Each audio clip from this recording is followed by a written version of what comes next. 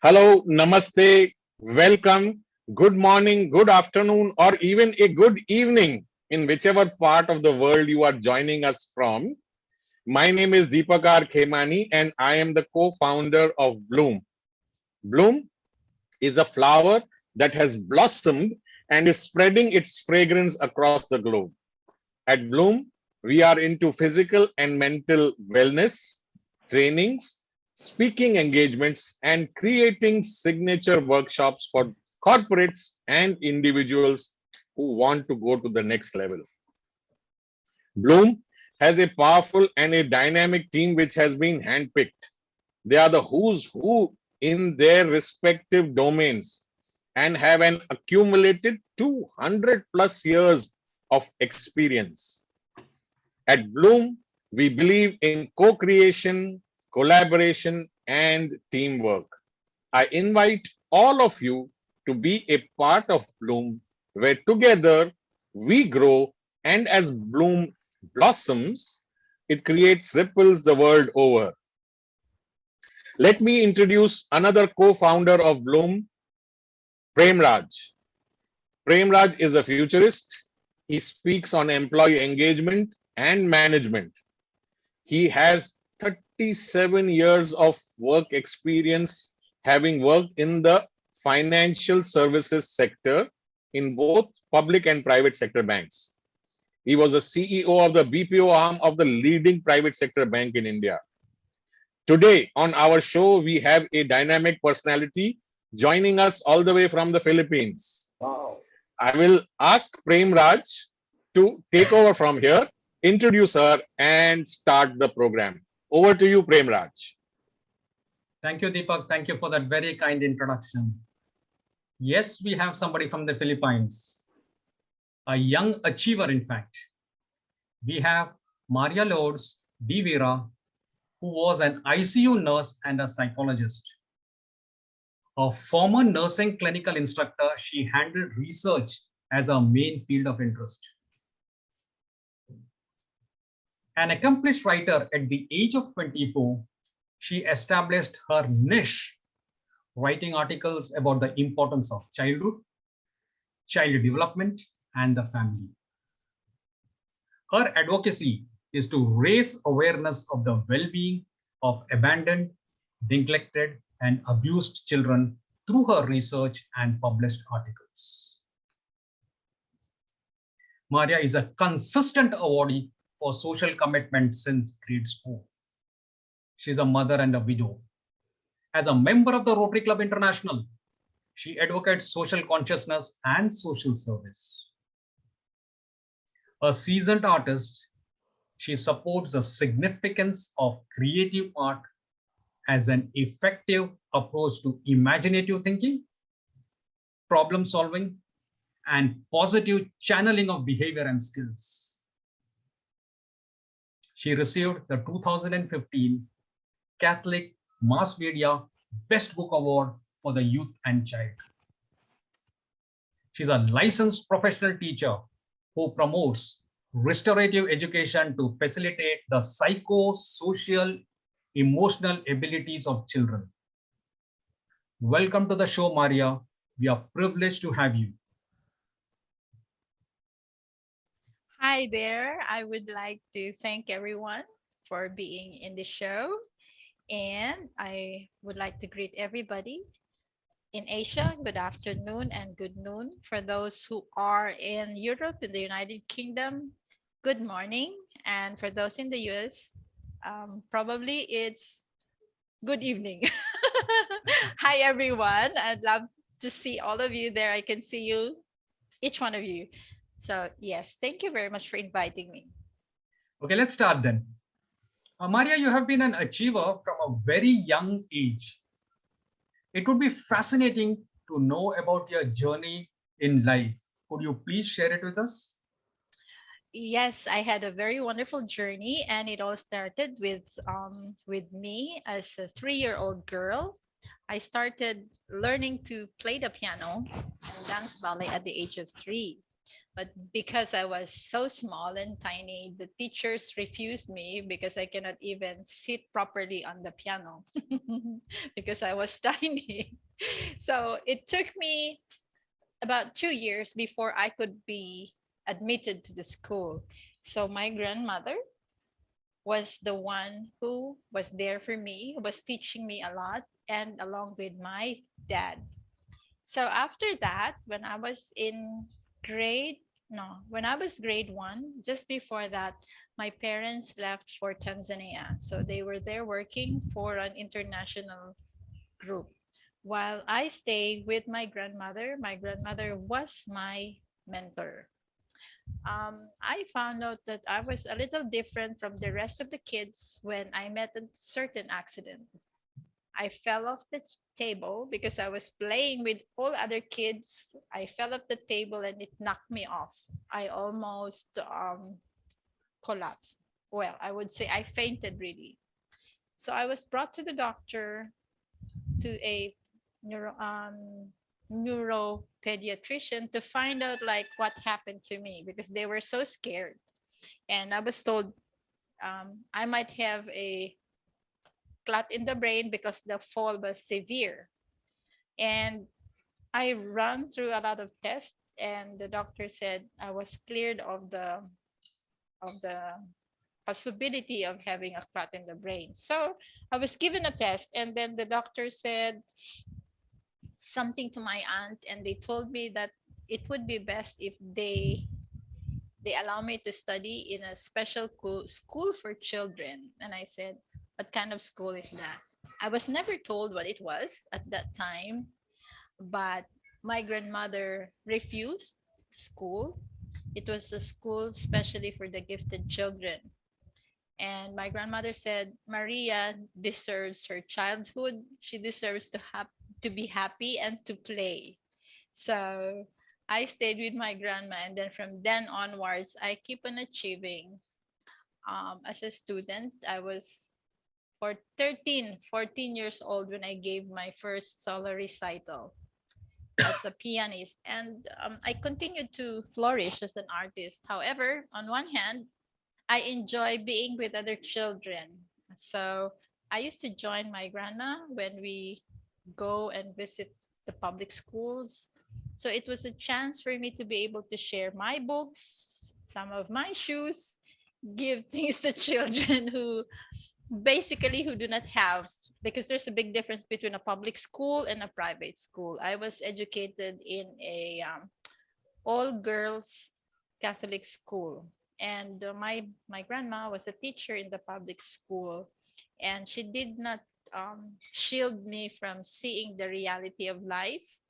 So I was able to be with other children, and I would like to thank her wherever she's now for giving me that experience that taught me a little more to be more open and um, more open and accepting of different people, which is something that my dad also did for me. So I'm really happy. Thank you. Thank you for sharing that. You are a special child, and we are privileged to have you with us today. Thank you very much. I was You have shared your expertise on the understanding of children in Europe, USA, Canada, South Africa, the Middle East, and China. What is the difference that you have found in children in these different countries? I would say that all children are the same.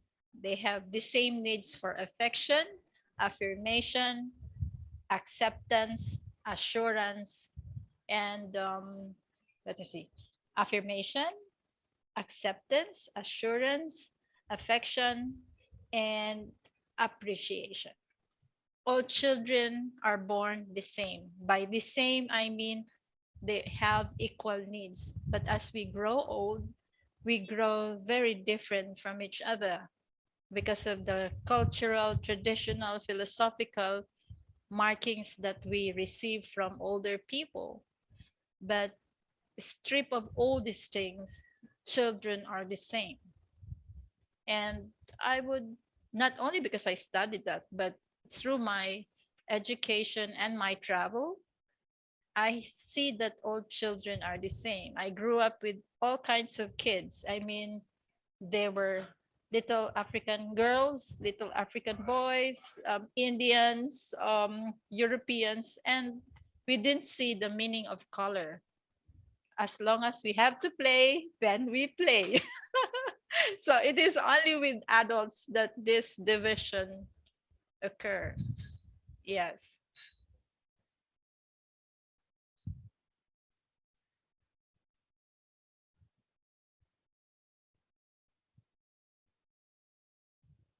Colors that the world throws at them. And that's when they don't live their childhood. Thank I, you. I would say that childhood has to be protected and to be nourished Hmm. with the true, the good, and the beautiful. That's true, very true. In your opinion, how are children coping with COVID? And do you think they will take some of the scars of COVID into their adult lives? And if yes, how is it that we can nip this in the bud? All right. I would like to divide the question in three, my answers into three, what do you call this? Three parts. So your Please. question is,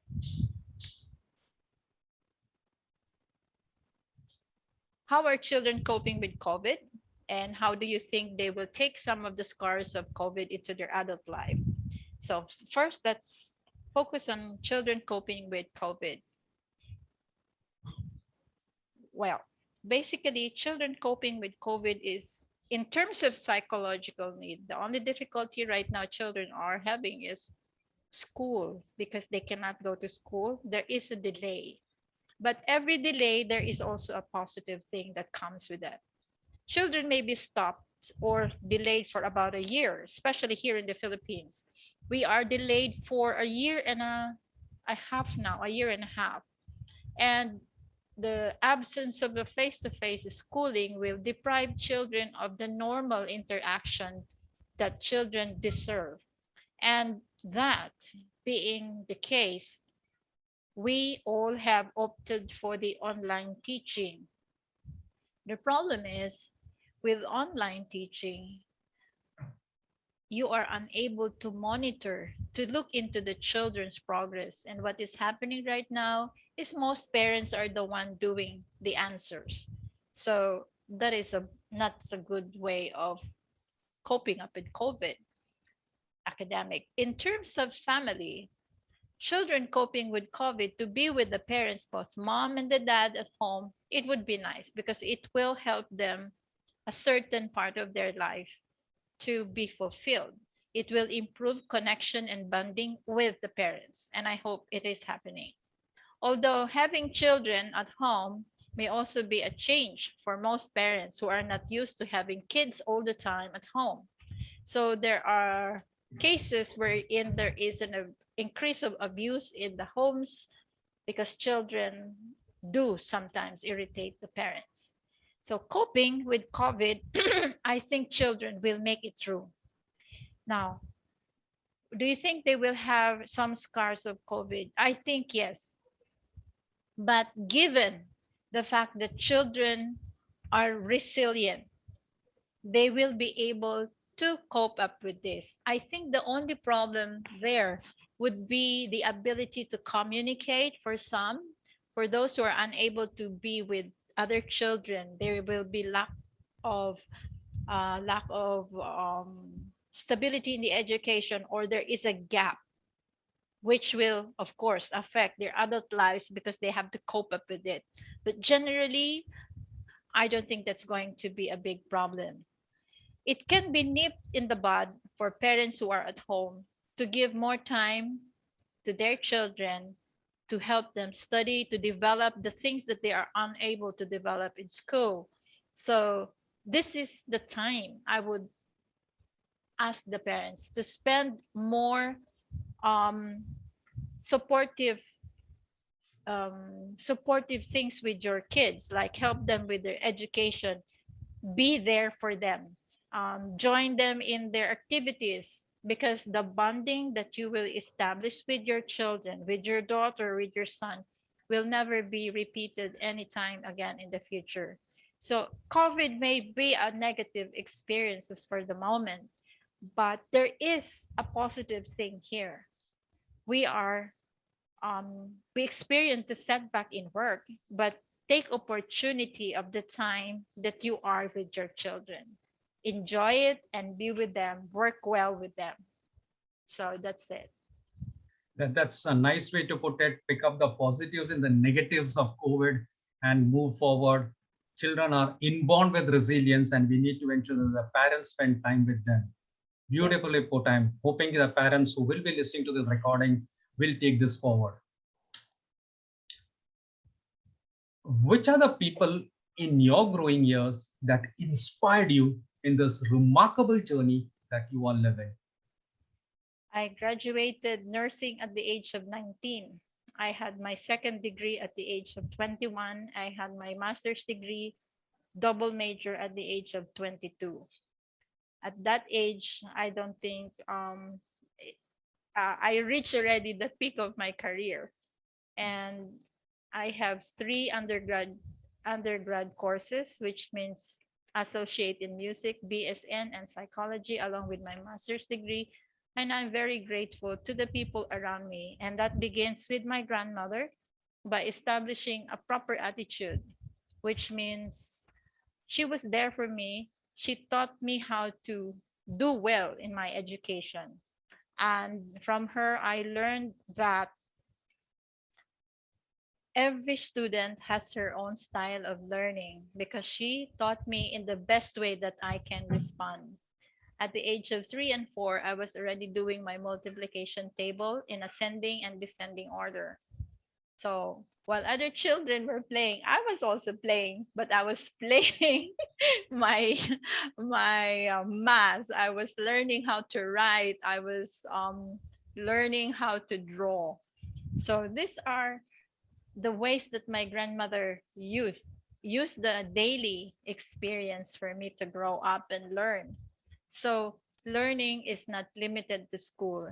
It comes also at home if you're only able to make use of every experience at home as a learning situation. So that's my grandma. She's always there, followed by my dad, who, despite he is very far from me working in Tanzania, he never fails to make me realize that he is always there. He would send me, well, we didn't have emails before, no WhatsApp, no Skype, no Facebook, no LinkedIn, but my dad would make it a point to make me know that he is there. So he would write me notes, write me a card. He never failed to greet me on my birthday. He would always send me a card. So he's the next person who is influential to me. When I was a little bit older, came the dean of music. She was the one who understood me very well and supported me in my musical endeavor. She would challenge me and she would tell me, I will not give you the gold medal if you don't try harder. So it was actually fun because the challenge is more healthy. It's a challenge between me and my own skill, not a competition with somebody else. So she never compared me. And so I would suggest also to parents and teachers or anyone listening to me right now, challenge your child to do the best of her capacity. Do not compete or compare from one child to the next child. Always focus on what is affirmative and good in each person. So that's my dean. Then after that came another dean, the dean of nursing. I was close to the deans because um, I didn't have my parents all the time. So whenever my mom and my dad leaves the country, they would talk to the dean and they would endorse me to the dean. So that's it. I have a lot of guardians. So I would say that in my growing up years, I did have my grandma, my dad, then the following deans and my aunts. So I do have a supportive family, although it may not be perfect, but I have the most significant people in my life there for me. That's nice to hear. You had support from family and you had support from the deans too. And it's nice of you to acknowledge what they have done for you in your life. Thank I you for will sharing that with us. I will not be here without them. That's nice of you. That's noble of you. And today, in the current times, I would have to acknowledge people who are also there for me. Well, this is a different chapter of my life. When I was a kid, that was a different one. So they all have passed away, leaving good memories. So today, I have a new set of people who are still there for me. So I would have to acknowledge Elizabeth Ocampo for being there. And then you also have Nathan Kaiser, and you have Payal, Irani, and Bloom. So we journey forward again. So I am thankful for these people. See, while doing some research for this call, I went through your LinkedIn profile, wherein it is mentioned you are a witty and a funny speaker. There are some people who on this call who are aspiring speakers, who are speakers, and there will be a lot of people who will be listening to the tapes of this conversation. For them, how is it that you add humor to your talk? So we'd like to know any tips on adding humor to talks. Okay, first thing, know your craft. Before you face your audience, prepare well and do well. But there's also one thing that I teach myself is to acknowledge where you are wrong, where your knowledge is also limited. You have to be humble enough to say, I'm sorry, I don't know that, or let's talk about it, or let's work over it. So it's nice to share that this kind of conversation is not just for me to show that I'm good, I'm so good. No, you can be good by showing them what you know and what you don't know. And that is to learn how to be humble enough and acknowledge people around you. So that's one. Second, you have to know how to laugh, how to smile. That is very important. Of course, you don't want a talk that's very heavy. You talk about heavy stuff, you talk about heavy things, and then you don't smile and you don't laugh. Laughter is very important because it makes you open. It opens you up. And if you are so stiff, then you tend to be closed. It's nice to be open. It's nice to talk with people.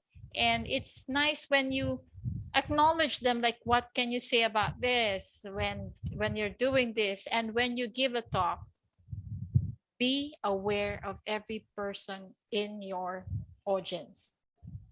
If you can if you can acknowledge them, then that'll be great because that makes them part of the talk. It's not just me to you, but it is the idea of we together. And humor is one way because it makes you laugh. It it opens up. That's it. It opens up really, and like Nathan says here, laughter is the best medicine. That's true. Yeah. That's true. And humor is the key. Hmm. Thanks for sharing this. It will be very useful for a lot of people who will be watching this show later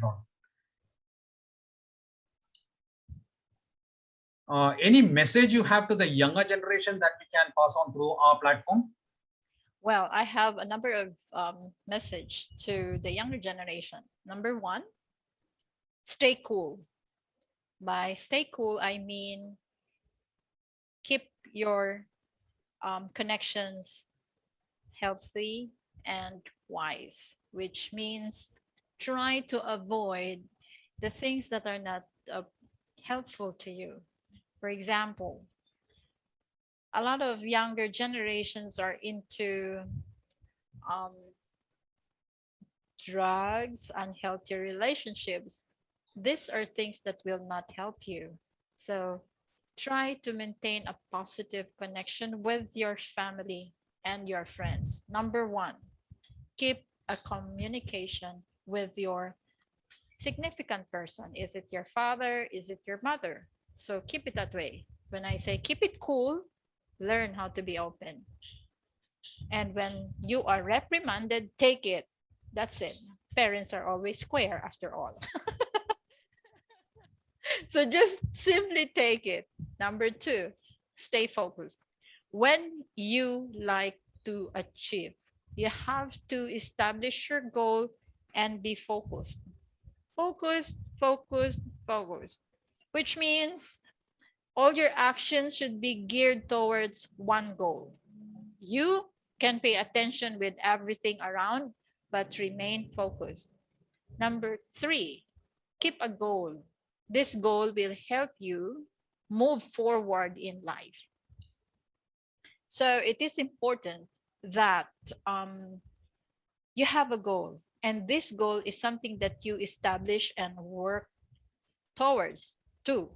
Although there are times that we meet uncertain and failures along the way, do not get stuck with the failures. I would always say get up and move, because if you don't move, then you'll get stuck. Everybody makes a mistake, everybody falls, but remember to get up and move. Do not be afraid, do not be shy, because it's part. It's going to be, yes, Nathan, it's going to be from failure to failure without losing enthusiasm. So I would say get up and move. There should be a time for you to mourn. Yes, you cry. You do acknowledge the pain, you do acknowledge the failure, but do not stay there. Get up.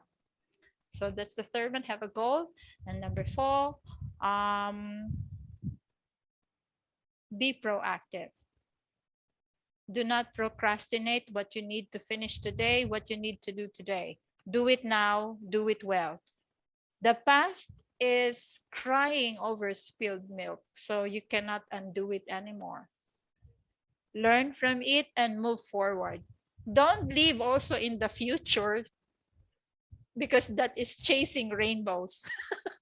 Do something now for you to get to that future. So yeah, that's it. That's my message to the younger generation. Keep it cool. Always have a friend. It's either your mom, your dad, or anyone else that you are so close to. Have somebody whom you can trust. Number two, when stay focused, that means there are a lot of distractions in this world, but follow your path.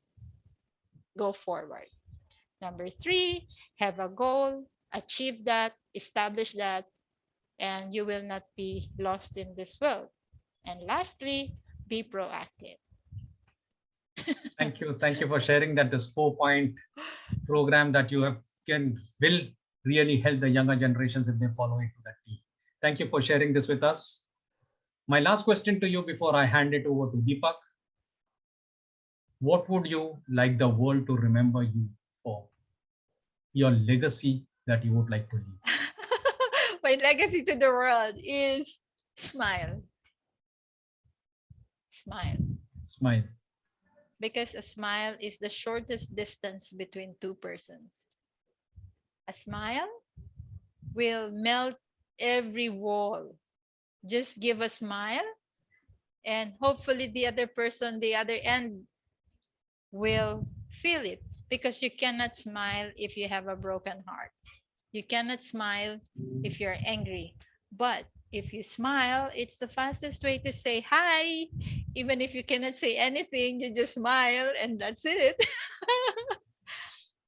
I have learned that a lot of times in my life. Smile, smile. Smile, and the world smiles with you. Yes. Thank you, Mariya. Now I hand it over to Deepak for the next part before he hands it back to me for the final session. Deepak, all yours. Yeah, thank you, Premraj. And I was just reflecting upon what Mariya said just now. Just a few days back, I was out somewhere with my mask on, and that person said hi. And you have this natural tendency to smile back. And understand that he probably saw you smiling. Now you got the habit of smiling. Now you worn a mask. You actually smiled, and this person had a question mark on her face. I told her, Baba, when you said hi, actually I smiled without realizing that I was actually wearing a mask. So you couldn't see me smiling. So let me say hi to you. This normal tendency of smiling back at people and suddenly now not realizing, oh, you are wearing a mask. If you're smiling, they actually didn't see you. So this actually happened a few days back. So I thought this is a great time to share. So it's important nowadays when you are wearing a mask, not only to smile but say hi and probably give another physical response, so that that person understands that you smiled back or you said hi or you just acknowledge them. So you spoke about children and bringing up and your early days. However, the other part to the children when they are being growing up, when they are being brought up, is the mothers. And we shared today's program with you, with our group, telling them that we have Mariya today, who will be actually telling us that mothers tend to put themselves before the children. Healthy women and working mothers, 78% of moms report that they put off taking care of their own health because they were too busy looking after their loved ones. Share a little bit more about this, your experience, what you've seen, and how should mothers then equally, take out time for themselves and also for their loved ones, just to see that one person, one part, one side doesn't suffer. Okay, I wanted to talk about it from the proximity of self-care. Self-care for me is a feeling of being wonderful from within, from a sense of well-being. And self-care would mean it is choosing actions that foster spiritual aspect, the physical, the emotional, and the mental well-being of a person. So these three are very important. And self-care means being able to recognize your identity because your identity comes with your role. Most of the mothers have forgotten themselves or um, given so much because that is the idea that we are brought into, the idea of giving, of being selfless as a mother. But it is not just being selfless, it is the quality of giving yourself. Okay. So when I talk about identity, it means that a woman, you are number one, a woman, number two, you are a wife, and number three, you are a mother, number four, you are part of a family, and number five, you are part of the community. If you forget yourself as a woman, because you are basically a woman, you become thinly spread out in everything and you lose the essence or the value of your presence. So it is important that we have to take care of oneself. And taking care of oneself does not mean to say that you are selfish. It is a matter of recognizing what you are, your role in the community.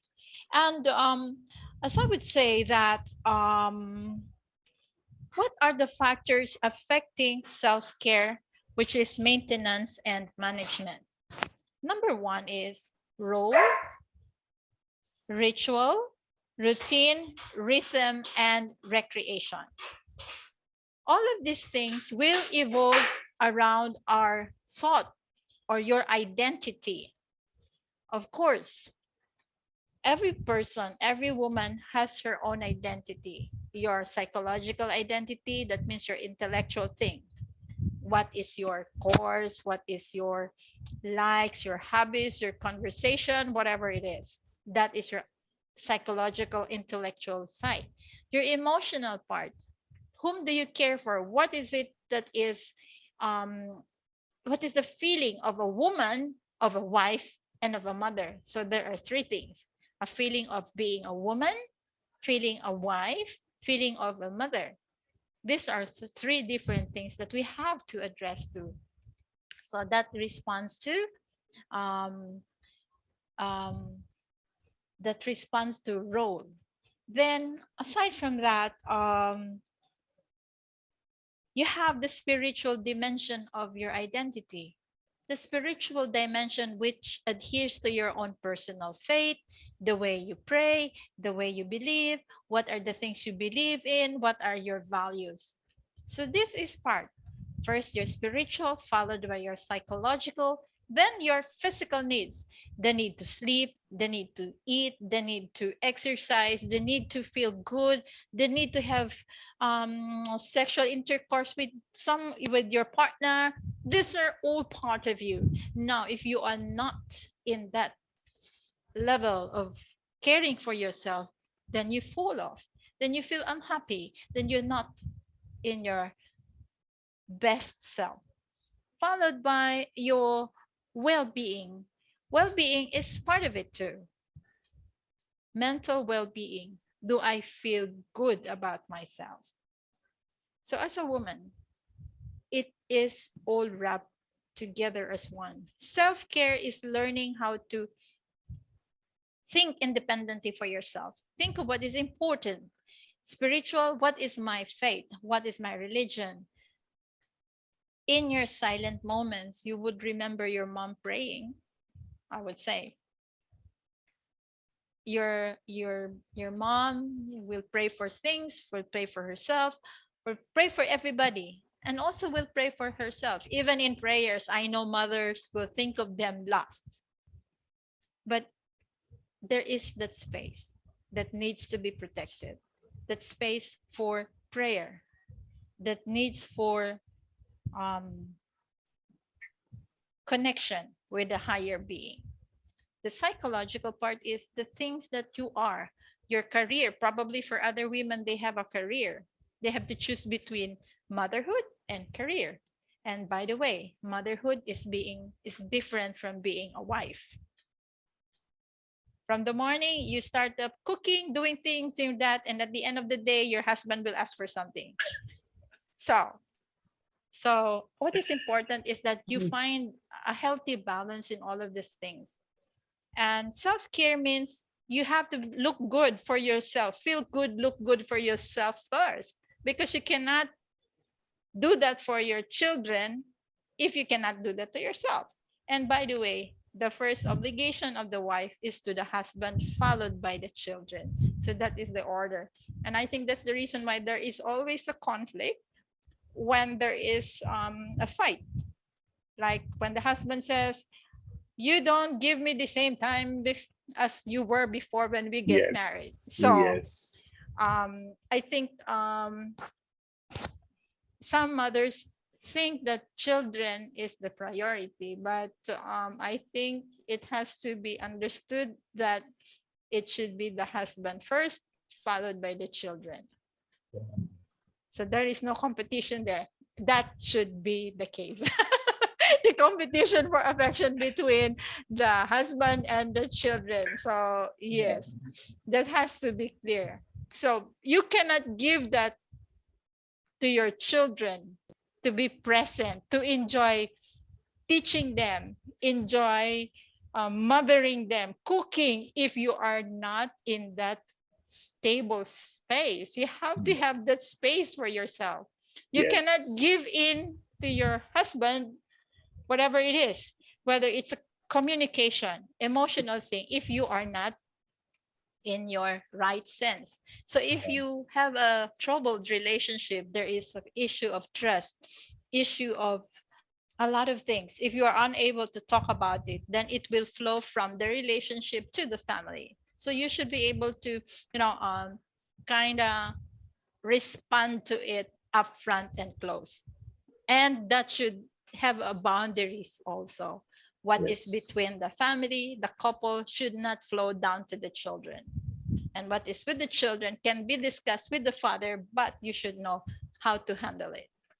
Self-care also needs, like, I need to be healthy. I need to keep myself beautiful, not just because of any other thing, but you need it for yourself. You have to maintain it for yourself, then for everyone outside of yourself. That means take care of yourself first. If you look haggard, um, And if you don't look after yourself, there are too many women that men can look outside. Don't totally blame men if they fall for other women. Ask yourself, you also have a problem. Learn how to take care of yourself and learn how to take care also of your man, not by choking them with don't do this, don't do that. Always remember the essence or the importance of friendship, because without friendship, all of relationships will die. Even between mothers and children, establish that friendship. It is a connection that has to be open, has to be supportive. So all of this begins with yourself, self-care. Self-care is my relationship with my own self. That means, how do I feel without my praying, my spiritual aspect, my intellectual aspect? Is it a choice to leave my career behind, or is it because I am obliged to work? So it is a choice. It is a choice, not only my choice, but it is a collective choice between the couple. No blaming, please. No pinpointing. Do your role to the best of your capacity. So there won't be any fencing, pinpointing. And please have a proper expectation. There are wives who expect too much of their husband to bring in everything. You have to know the difference between what is a need and what is want. Wants can be negotiated, needs cannot. So be able to distinguish it. Not only that, in myself, I should be able to distinguish what I need and what I want.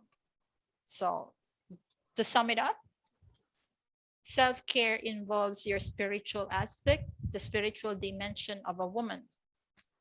It includes as well the psychological aspect, my career and everything, my work, psychological, I mean me, because from that part, I will also teach my children. You cannot support somebody if you cannot support yourself. Third, the emotional aspect. I should feel good about myself for me to be able to say, you're good. I can support my husband, my children, if I am stable and secure in my place. Physical and emotional. If I am sickly, if I don't take care of myself, then I cannot take care of anyone else outside of my family. And of course, that begins with the I. Selflessness does not mean to say forgetting yourself. Selflessness means being able to do something from the fullness of yourself, not empty can. You don't you don't rise with a broken wings and an empty can. So first of all, in any friendship, any relationship, in anything that you do, count with what you have. Everything that is missing will be filled up in the process. So that's it.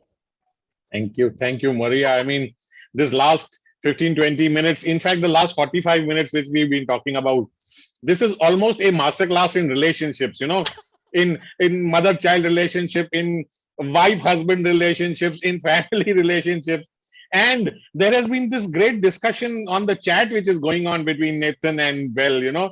They've been responding to what you've been saying and agreeing and then replying back. And we have a very senior person, Mr. Inderjeet Singh. He has been a guest on one of our previous shows and he has raised his hands.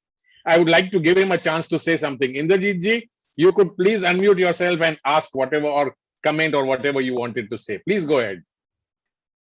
Thank you, Deepak. Thank you very much. And I'm delighted that you invited Mariya on this show. She is full of wisdom and her laughter and smile is infectious. I mean, you can't just stop smiling and laughing when you look at her speaking. And what I liked in her discussion, she mentioned something about the self-awareness. And I got my answer. I wanted to know from her, does she believe in self-love? But I think she very well clarified, yes, that self-love is so very important to give love. I mean, you can't pour tea or wine from an empty cup. If you have love, only then you can distribute love to people. And yesterday, incidentally, on the same topic, I had a discussion with a group of Nigerian students, about 300 Nigerian students. And when we started talking of self-love, they probably got a little confused. Some of them, they said, is self-love is being selfish? So I clarified, and I don't know if Mariya would agree with me. I said, no, it is very important, self-love, and don't mix it up with self-conceited or a very large opinion about your own self is wrong, okay? Because we are part and parcel of the humanity. But you have to have self-love, and it's got nothing to do by being selfish. I mean, it's not being selfish. It's like self-awareness and self-understanding. Carry on, Mariya. You are a very good, very articulate speaker, and I have read some of your books also. Thank you very much. Thank you, Indrajit ji, for sharing your thoughts, and we are really, really honored for you. You know, we are just you being here, participating, asking questions, and reaffirming, you know, Mariya, what she said. This is just a wonderful place to be. So thank you for joining in. Thank you. I would like to open up to the others also, but there is this one last question I would like to ask Mariya, and want to know her thoughts. You know, when we decided to have children, we decided that we will have one. However, our doctor forced us, saying, no, you should have at least two. My mother had three. Her mother had 9. My dad's mother, you know, they were like 7 children. So as generations have passed, somehow, for some reason, we are, you know, giving birth to lesser children.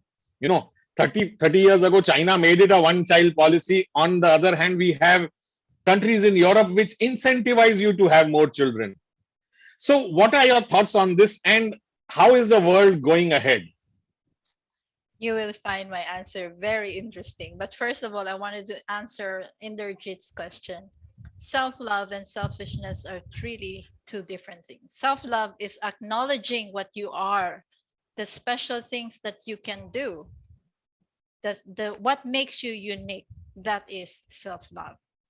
What makes it selfish is when you do something at the expense of others. That is being selfish. When you do something to serve yourself at the expense of others, that is being selfish. Clear? Yeah. Yeah. Self-love is knowing that for example, I myself, self-love means I acknowledge that I am tiny. I'm only 5 foot, 5 feet. So that is part of being self-love. I like and I love myself for being tiny, and I'm happy being tiny. So that's it. So self-love is acknowledging everything that you are, both positive and negative. That is self-love. And only then, if I'm able to acknowledge everything that I am, gives me the ability to acknowledge everyone else around me, to appreciate, to accept, and to affirm what is beautiful in another person. And that is what we call diversity. Thank you, Mariya. Yeah. Now, to answer your question, you would not believe me that when I was younger, I was excelling in almost anything that I like to do. And my classmates usually ask me, what does Mariya want? What does she want for her life? Until finally, I told her I want to be a mother and a housewife. And to the shock of everyone in school, they said, you have everything to reach the top, and that is what you want. And I said, I already reached the top. And what I want is a simple life at home with my kids. Only that. And because of that, my family, to anyone who would who would say that they are falling in love with me, the answer would be no. She is going to the nunnery. She will be a nun. And they will give them all sorts of answer. That when they come and ask me, I really blush because, all these answers are really funny. So being a mother is something that you enjoy. Being a wife is finding somebody you can share with, that is being happy with the person that you are. So I think raising smaller and smaller families is probably as a result of the difficult times that we are all in at this moment. Life might have been much more easier in the olden times as it is today. So, and the way people think about family is also changing. The way you value family is also changing. But I guess the very big influence for me there is my grandmother, who was very home oriented, and I was raised also in that manner, which I like cooking, I like being at home. I grew up with a grandmother who was always beautiful at home. She always wear nice clothes, and even if my grandfather passed away already, she was always beautiful. And I met all my other grandmothers who's where my grandfathers are still alive. They're always beautiful at home. So I carry that as well. So at home, I am always well dressed, even if I'm not going out. So my kids are like that. When my son was born, when I looked at him, I promised him quietly in my head, you will always wake up with a beautiful mom. So 18 years later, my son is big now. He told me, well done, mom. So yes, that's just one of the, I look at family in a very different way. I cherish it and I like it. Simple as that. More power to you, Mariya. We need more women like you. We need more girls like you. We need more grandmothers like the ones you had. And this world will definitely be a much better place if we have a lot more of people like you around. Nathan has raised his hand, and then go ahead, unmute yourself, and then ask or say whatever you want. Go ahead, Nathan. Thank you, Deepak sir. Mariya, it's been wonderful to listen to your presentation, and it's really remarkable the way you present yourself in a bigger audience like this. I mean, these are going to be viewed by thousands, maybe perhaps hundreds of thousands of people along the line. Just briefly give us a definition of what are the biggest challenges you faced in your life, and how did you overcome that? All right. The biggest challenge of my life is when I was 8 years old, when my parents separated. It was just the three of us, my mom, my dad, and myself, and I was given the toughest choice of my life. And I would say that's iconic because I was made to choose between my mother and my father. And I cannot make a choice because I am both my mother and my father. So when my mother made the choice and gave the custody of me to my dad, it's something I did not understand. So that perhaps is the most challenging part of my life. But I have my grandmother, and the rest of the clan were always there for me. That's very good, I think. Yes, that is the biggest challenge. And to live up with the unrealistic expectation of people who look at children coming from separated parents in a different way. And I have proven that wrong. Thank you indeed. And I think looking at your career, I think this is a remarkable achievement for someone as a child going through the kind of psychological challenges. In both ways, I think both mother and fathers are most important, and it can have a significant impact especially when you have blood in the flesh, you just wanted to separate, going in a different direction. But I think you had a divine blessing from your grandmother. Probably that was meant to be. Is sometimes when you look back and reflect in your life, people can walk away from you, but divine can bring in an intervention to substitute that person who actually leaving you in others' hands safely. So thank you for sharing your thoughts. I appreciate that.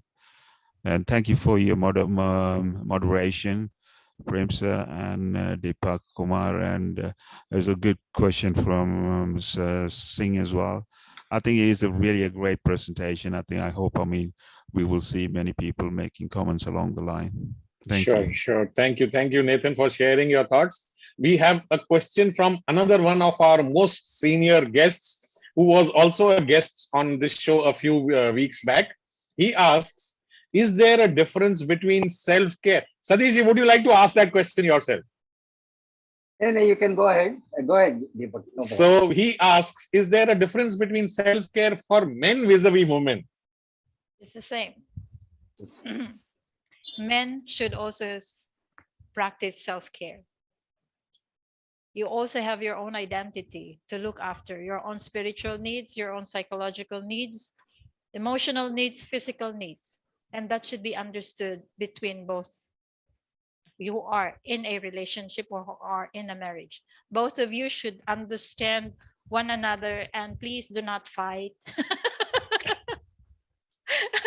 I mean, I grew up with different cultures.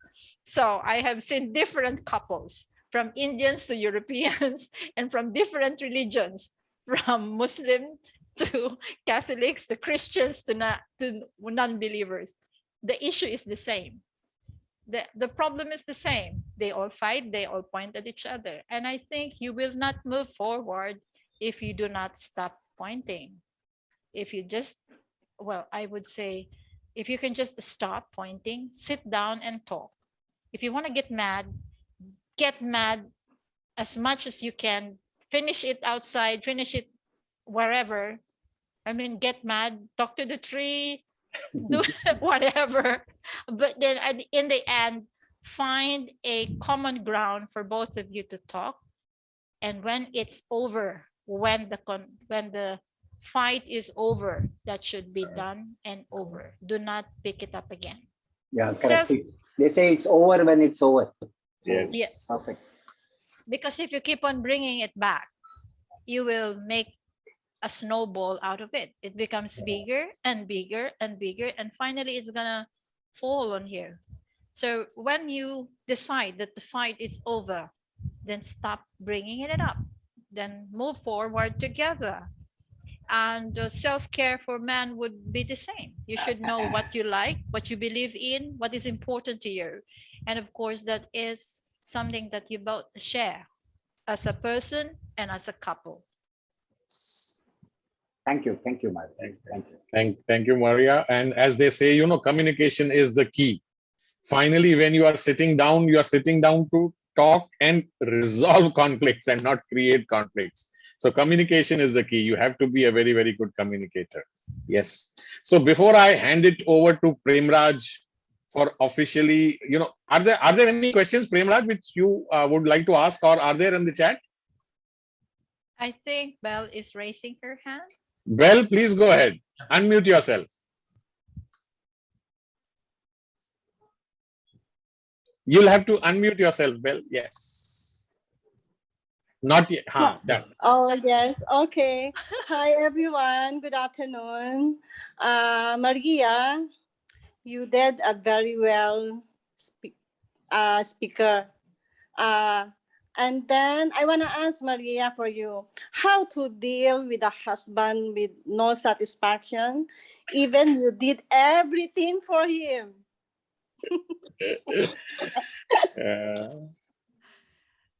There are two ways. One will be something very harsh for me to say, and the other one is softly. Well, number one, you should know your personal boundaries. That is for you, not for him. Know your boundaries, because you cannot bend backwards to please him. especially when you have done everything, then hold yourself. Stop, which Oh. means hold on to your ground. Because if you keep on giving, that is already giving him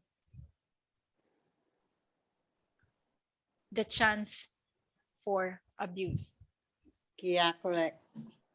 And if that is the case, you should have somebody older or somebody close to the other person, to your husband, who will be willing to help you out, to at least remind him that you have already given enough. Because in a relationship, it's a two-way process. It should not be always me taking. Yeah, you are right. It should be two-way. And although there are cases which would be considered as an exemption for that. For example, if the husband is sick and in the hospital, of course, your role is to give. But in other measure, in other circumstances, it should not be more than, you will know when it's already abusive. So I would only say, Absolutely. when it's too much, hold your ground. Correct. Hold your ground. Both ways, because there are also wives who are very, very Abusive. abusive or intrusive. So there are husbands who cannot say no also to wives. So I would also say to the husband, please hold your ground. Same. Thank you. You're welcome. Nice to see you. Nice to see you too. Thanks. Okay. Bye. Okay, there are no more questions, so let's end this. Thank you, Mariya, for a very, very stimulating session, rich with meaning and learning. You leave us with a lot to ponder over. Your comment, "You can't rise with a broken wing or an empty hand," will continue to resonate with us. Thanks for your time and coming into our lives through Bloom. I would also like to thank all the participants on the show. Thank you and God bless. Thank you very much, everyone. And I wish everybody all the best. And I hope for all the good things for all of you. For Prem Raj, for Nathan, for Bell, for Satish, for Payal, and for Inderjit. Thank you very much for being here with me. I do appreciate it. Thank you. Thank you.